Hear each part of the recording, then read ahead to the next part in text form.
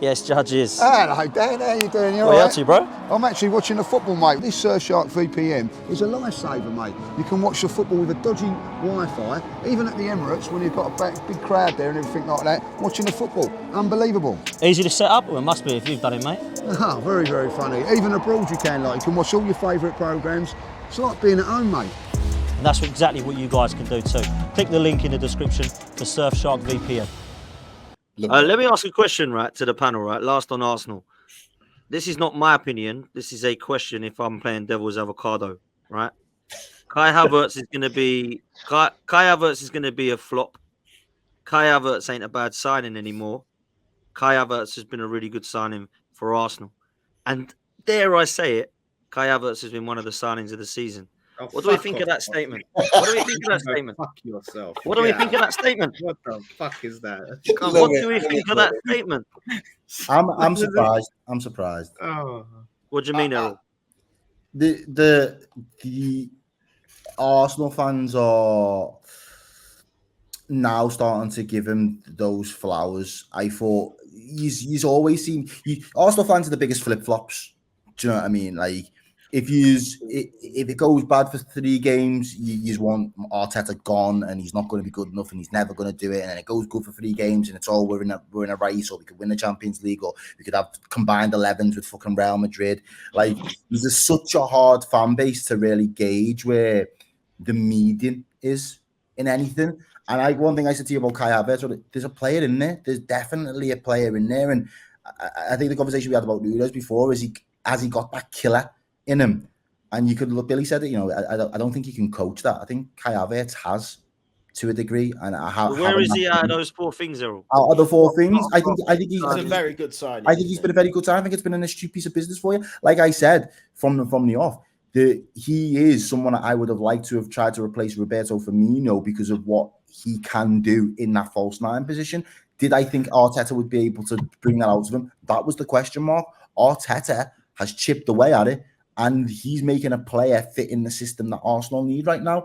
And let's be honest, you could have spent money elsewhere and got yourselves an absolute bagsman and a killer, but that's not to say that the rest of the team would have flourished in the same way that you have when you've got someone like Kai. So I've been impressed by him, but it's not to say that his performances have surprised me. What surprised me is the Arsenal fan base now at the 11th hour sitting there licking their lips like, Errol, they've gone from shite Havertz to Cobra Kai Havertz.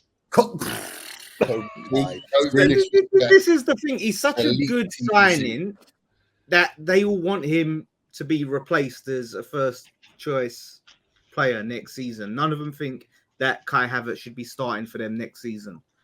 That's how good of a signing he is.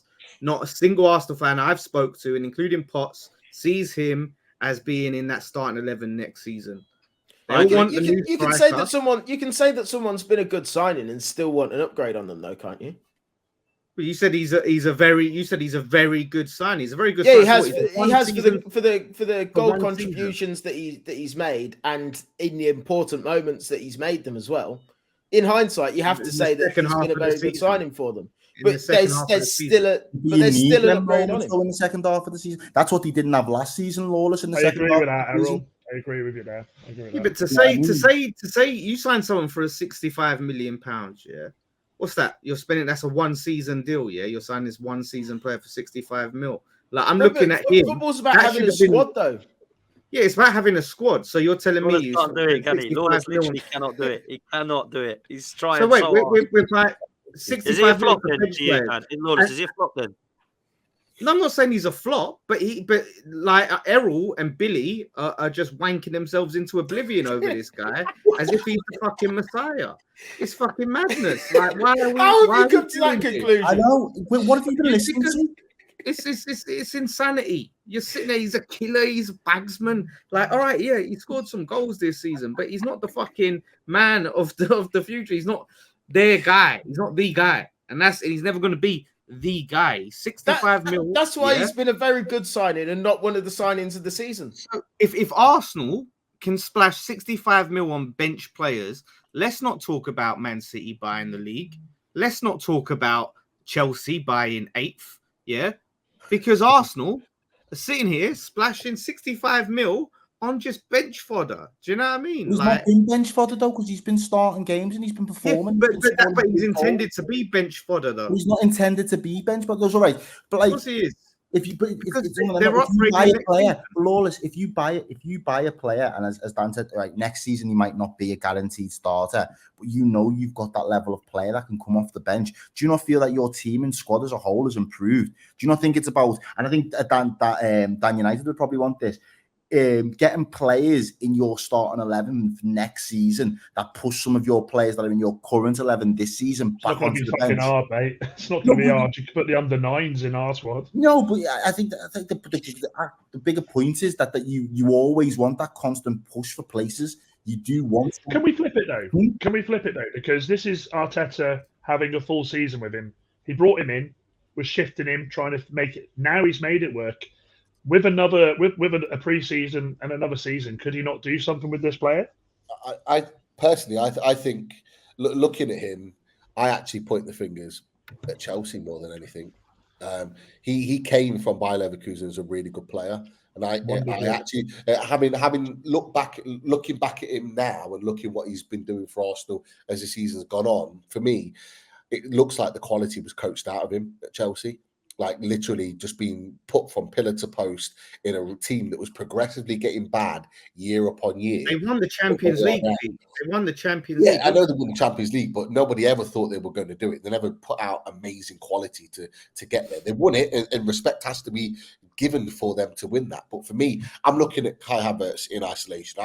I'm looking at him now, and I'm thinking he was all the quality was coached out of him. And within half a season, with what Dan's just said, Arteta's got hold of him, been able to coach him like he's been coaching the other players, and now the ability is starting to come back in. And I do think, I'm not saying he's going to be an amazing sign, he's going to be their number one guy, he's going to be the guy like you're referring to, Lawless. I don't think he's going to be that guy. But what I think he is, I think he's going to be a really useful player for Arsenal, and he's already proven it this season. I think, as Dan just said, Dan United, another pre-season under his belt, and that confidence coming back to him where he knows where he is now, he knows what's expected of him, he knows what he's capable of, that can only bring the best out of him for me. I think the finger's not been pointed at Chelsea enough. No. If you win the league, is it money well spent? Absolutely.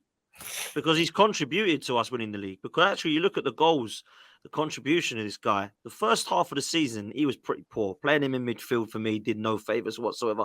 I said, get him up the pitch. Let's see what happens. We started to use him up the pitch off the bench.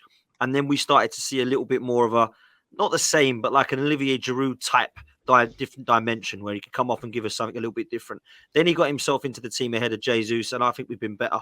I think he's been really good at number 9. I thought he was our best player. And Jesus was the man last season, wasn't he? Jesus was the. Well, he weren't really. He got injured for 3 months and only just got double figures, so he weren't really the man. That was the first season when he was hyping him, right? He was hyped. He was very much. To start with, we were, but then he got injured, didn't he? Yeah, but that's not his fault, like obviously. But I mean, on the pitch with his performances, you know what I mean. He was hyped. I think Havertz actually offers us a lot more, man. I can't. I think there's a common assumption that a lot of football fans make is okay, play and listen, I've seen this enough times to say it is the opposite. Is a player comes in their first season, reaches above expectations, and then that's it. Now imagine next season when they've settled into the team, had another pre-season, we've got quality. Imagine how good they can be, and it don't always work out like that, obviously. But if it does, if he's as good as Errol says, surely he's not going to be content with being bench player. Do you know what I mean? He's going to be looking for moves elsewhere. And then it's okay. Why does it have to be labelled bench player, though? Because he's fucking on the bench. Why have we got to create a flowery just to make it better for you? What's a nice term? Give us a nice name that doesn't sound as bad as bench player. Yeah, squad player, rotation player. Look, does that make you feel better? But it's a bet if he sits on a fucking bench, he's a bench player. But what's Alvarez at City? Because he's a quality player, but he's not a starter. Is he just a bench player? He's not going to want to be a bench player at Man City. He's a bench player at Man City. And, I don't know. I think to call James Havertz didn't want to be a bench player at Man City, did he? Zinchenko didn't want to be a bench player at Man City. Like lots of Man City players have left Man City, not because Man City is not good enough, because they're not content with warming a bench. Because they feel that Havertz is still going to have a contribution to play to the season, isn't he? He's He's not saying this is you on the bench for the rest of the season. If who we bring in gets we've injured, seen it. then We've seen it with Ramsdale. Have we not seen it with Ramsdale? Did they not sign? Oh yeah, like you're going to be the cup keeper. But that's what happens with. That's what happens when you go to. That's what happens when you go to next level. You either go right, I'm part of this squad, or nah, I want to go and play first team at the. I want to be the top dog at a Palace or a West Ham or. Well, no, I don't think it's necessarily like. And look, I'm not even dissing ourselves, but I don't think this necessarily has to be that drop. Go away with that one. Yeah, I know. No, but like, you know what I mean? He could look at it and go, well, look, this team who is playing Champions League in another, whether it's in another country or what, need this position. Like I can go and fit in. You could do a Xhaka, is what you're saying. He might do that in a couple of years. Xhaka probably thought he's going to go and buy Rice in the summer. That means I'm not going to be the starter that I was last season. I'll probably be on the bench. Errol, Xhaka has been here 7 years, bro. I know he had. I know he had. But on the last stream reckons Rice is going because we won't. If we don't win something soon, then Rice will be going. Okay, is Rice set for life? Kai Havertz now is leaving as well. Like what is going on?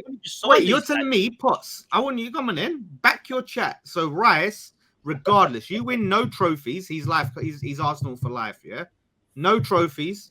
No, not for life. But you said he'd be going if we don't win in the next 2 years. He'd be going. So he just comes to the club. Yeah, I know, but how long? Okay, so how long do you give it? Because what is it? Three seasons. I'm saying 3 seasons. You're not winning nothing. If your motivation to move to a club was to win stuff, and in 3 years you're not seeing that, then what do? Do you just go right? Kai Havertz next season will be off because he'll be on the bench. No, I'm not saying he's going to leave next season. Obviously, look, he's not going to sit there. Has he been a good signing, Lawless? Has he been a good signing? Has he been a good signing? But I think he's overpriced. There we go. I think he's overpriced. I think 65. I don't think he's proved that he's a 65 million man. If you had a choice, who like Ollie Watkins signs for you in the summer, right? He's your main man. Who are you keeping out of Billy? Who are you keeping out of Havertz and Jesus? Who are you keeping out of those two? Oh, that's a really good question, actually. That's a really good question. Okay, I'll tell you why I'll I'll select who I'm going to select before everyone goes crazy, right? Because he's getting rid of Havertz, isn't he? Gabriel Jesus. He's getting rid of Jesus, I can tell. He's already getting rid of Jesus. He's seen enough. Gabriel Jesus has proven to me that he's a good footballer, right? But what he has proven to me is he gets injured a hell of a lot and he's wasteful in front of goal. So at the moment, I'm probably going to pick Kai, you know. And he offers something different. Yeah, which is mad because I never thought I'd say it. This is why I asked the question because I knew the answer that you were going to give. Well, this guy has done some epic rants on Havertz this season. Nah, you're flip-flop, man. Does that mean it's the right answer, though? Because you said you knew I'd say it. Is that what you do as well, then? Is that what you're saying? From what I've seen of both players, I'd probably go the same. It's good because let us know in the chat. In the chat, let us know who you keeping, Jesus or Havertz in the summer. Love Arsenal fans in the chat. Because Jesus, let us know. Let us know. Jesus and Zinchenko were sold by Man City because they needed upgrades. My mum doesn't like Havertz. That's why. for me, Zinchenko. No, bring that comment up. Bring that comment up. Civil war. You need to bring that comment up. Yeah. Don't hide from me. You tell him, Donna. Civil war. Civil war. Love it. I feel like Jesus is a quality footballer. I think sometimes he gets disrespected, but you can't deny it. This season, Havertz has been better, and right now, I think offers more. So that's why I go with it. That's because Jesus is a winger, as I told Arsenal fans when he signed him. So there you go. I mean, let's be real. I would keep them both. I'd say that, but the question was not that. The question was you could only keep one. So obviously, and the thing about it is that if you're going to prioritize, Ollie Watkins next season in Kai Havertz, then off the back of that, Jesus is barely going to play any football. So is he then going to ask to leave? Is he going to ask to leave as the next one? Instead of, as Lawless said, Kai Havertz.